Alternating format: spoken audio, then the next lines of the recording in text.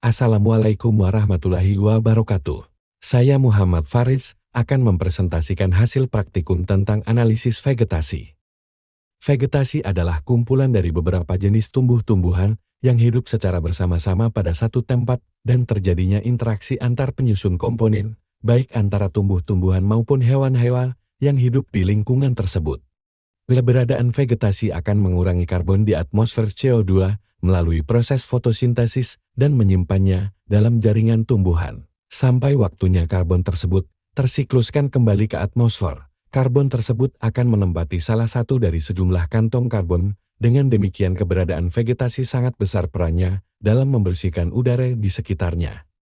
Adapun analisis vegetasi adalah suatu analisis dalam ekologi tumbuhan untuk mengetahui berbagai jenis vegetasi dalam suatu komunitas atau populasi tumbuhan yang berkembang dalam skala waktu dan ruang. Sedangkan menurut Ovisa, analisis vegetasi merupakan cara untuk mengetahui seberapa besar sebaran berbagai spesies dalam suatu area melalui pengamatan langsung. Untuk melakukan analisis vegetasi ini pada umumnya dilakukan dengan menggunakan metode kuadrat. Tujuan dari praktikum ini adalah untuk menentukan luas petak minimum yang dapat mewakili tipe komunitas yang sedang dianalisis. Alat dan bahan yang digunakan.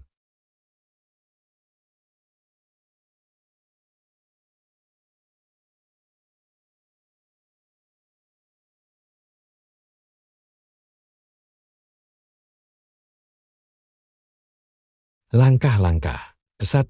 Siapkan patop dan tali rafia, kemudian buatlah plot dengan ukuran 25 cm x 25 cm.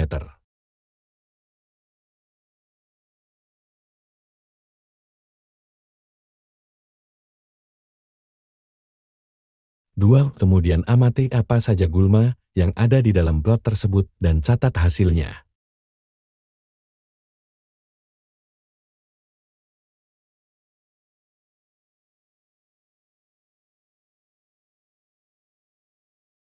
3. Dan wangi hingga sampai 5 plot.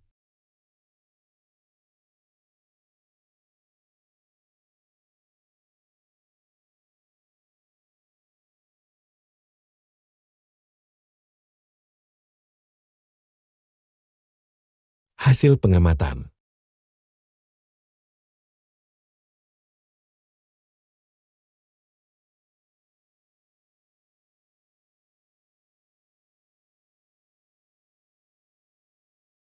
Pembahasan. 1. Rumput gajah Penicetum purpureum. Spesies ini ditemukan di petak 1, 3, dan 5, dengan jumlah yang cukup konsisten antara 3-4 individu di setiap petak tersebut. Ini menunjukkan bahwa rumput gajah tersebar dengan baik di area tersebut, namun tidak muncul di petak 2 dan 4. 2. Senduduk Melastoma malabatricum. Tumbuhan ini tersebar di hampir semua petak, kecuali petak 3. Jumlah individu yang ditemukan relatif rendah, dengan kisaran 0-2 individu di tiap petak, menunjukkan distribusi yang lebih sporadis dibandingkan rumput gajah. 3. Gattang Tridax procumbens. Spesies ini hanya muncul di petak 1 dan 3 dengan jumlah individu masing-masing 2 dan 4, menunjukkan distribusi yang terbatas pada area tertentu. 4. Bandotan Agratum conzoides. Bandotan lebih sering ditemukan di petak 2 dan 4, masing-masing dengan 3 dan 2 individu. Ini menunjukkan bahwa spesies ini mungkin lebih cocok pada kondisi di petak-petak tersebut. 5. Belulang Elusin indica. Spesies ini ditemukan hanya di petak 2 dan 3 dengan 1 individu di setiap petak, menandakan bahwa kehadirannya sangat terbatas. 6. Semanggi Mexico Richardia scabra. Spesies ini muncul di petak 3, 4, dan 5 dengan jumlah yang relatif rendah 1-2 individu, menunjukkan distribusi yang terbatas, namun masih menyebar di beberapa petak. Kesimpulan. Berdasarkan hasil pengamatan, distribusi spesies tumbuhan di setiap petak menunjukkan adanya variasi dalam preferensi habitat dan adaptasi. Rumput gajah Penicetum purpureum memiliki distribusi yang relatif merata di beberapa petak, menunjukkan toleransi terhadap kondisi lingkungan yang berbeda. Senduduk Melastoma malabatricum dan semanggi Mexico Richardia scabra tersebar secara sporadis, menandakan adaptasi yang baik, namun dengan keterbatasan populasi.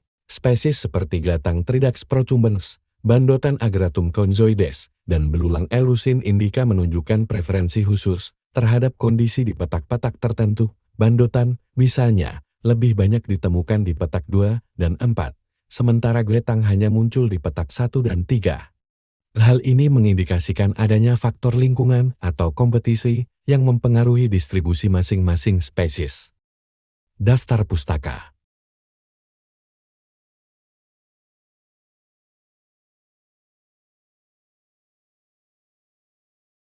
Sekian presentasinya dari saya. Saya akhiri, wassalamualaikum warahmatullahi wabarakatuh.